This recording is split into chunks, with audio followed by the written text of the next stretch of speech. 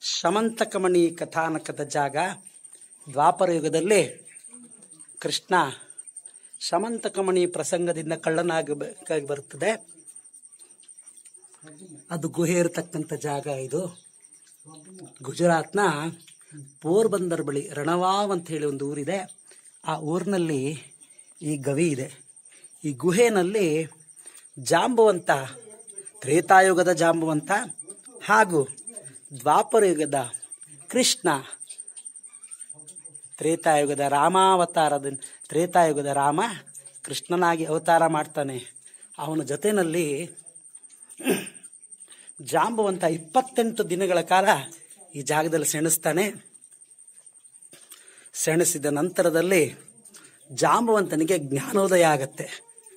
ಯಾಕೆ ಅಂತ ಹೇಳಿದ್ರೆ, ಕೃಷ್ಣನಲ್ಲಿ ಜಾಂಬವಂತ ಶ್ರೀರಾಮಚಂದ್ರನನ್ನೇ ಕಾಣ್ತಾನೆ. ಶ್ರೀರಾಮಚಂದ್ರನನ್ನು ಕಾಣ್ತಾ ಕಾಣ್ತಾ ಕಾಣ್ತಾ ಅವನ ಕಣ್ಣುಗಳಲ್ಲಿ ಆನಂದ ಬಾಷ್ಪ ಹರಿದು ತನ್ನ ಒಡೆಯನನ್ನು ನೋಡಿದ ಖುಷಿಗೆ ಅವನಿಗೆ ಕಾಲಿಗೆ ಎರಗಿ ಬೀಳ್ತಾನೆ.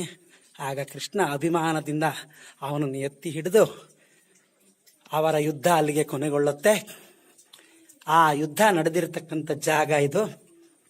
ಯುದ್ಧ ಕೊನೆಗೊಂಡ ನಂತರ ಜಾಂಬವಂತ ತನ್ನ ಬಳಿ ಇದ್ದಂಥ ಶಮಂತಕಮಣಿಯನ್ನು ಕೃಷ್ಣನಿಗೆ ಕೊಡ್ತಾನೆ, ಅರ್ಪಿಸ್ತಾನೆ.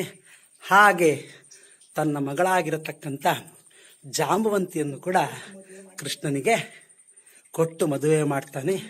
ಅವಳು ಕೂಡ ಅಷ್ಟಮಹಿಷಿಯರಲ್ಲಿ ಒಬ್ಬಳಾಗ್ತಾಳೆ. ಜಾಂಬವಂತ, ಶಮಂತಕಮಣಿ, ಜಾಂಬವತಿ ಹಾಗೂ ಶ್ರೀಕೃಷ್ಣ ಪರಮಾತ್ಮನ ಈ ಜಾಗ ಜಾಂಬವಂತ ಗುಹೆ ಅಂತ ಹೇಳಿ ಹೆಸರುವಾಸಿಯಾಗಿದೆ. ನಮಸ್ತೆ.